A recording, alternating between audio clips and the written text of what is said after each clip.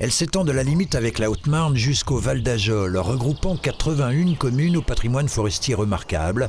Elle, c'est la forêt d'exception de Darney-la-Vauche, plus couramment appelée Fodex, dont les porteurs de projets recevaient symboliquement la semaine dernière à l'Enstib, en présence de la directrice nationale de l'ONF, le précieux label. Cette plaque en chêne dont l'impression a été réalisée par le Xylolab, l'atelier bois partagé d'Épinal. Une forêt dont le bois baudouin à Certigny fait partie, théâtre en juin dernier d'une visite de scolaires dans cet espace éducatif forestier. Mais quelques précisions s'imposent. J'ai trouvé une entrée. Faire connaître la forêt, la biodiversité, la faune aux élèves, les reconnecter avec ce monde qui est le nôtre depuis toujours. Ça permet aussi aux enseignants d'adapter des projets classiques qu'on étudie à l'école, de les remettre dans l'environnement naturel.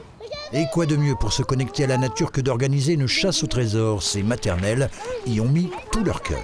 On devait trouver des plumes, des glands et des beaux cailloux. Et on n'a pas trouvé les glands pour l'instant. En même temps, ce n'est pas vraiment la saison.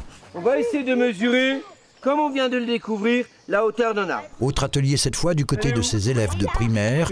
Et là, on parle géométrie.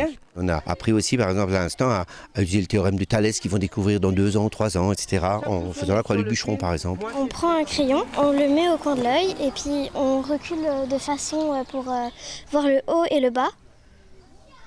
Et après, on fait des pas de 1 mètre pour mesurer l'arbre. Cet espace pédagogique a été imaginé en partenariat avec l'Éducation nationale et l'Office national des forêts. Il est consécutif à de grosses coupes d'arbres scolités. Ça nous a amené à faire des coupes qui ont été mal comprises parce qu'elles viennent d'un seul coup changer tout le paysage. Et c'est pas quelque chose qu'on a voulu, c'est quelque chose qu'on a été obligé de faire.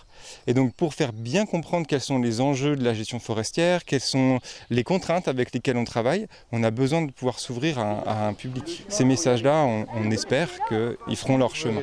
Et il n'y a pas que Certigny qui a son espace éducatif forestier.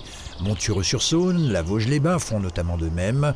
Dans le cadre du Fodex, vaste territoire fort de 35 000 hectares de forêt publique labellisée.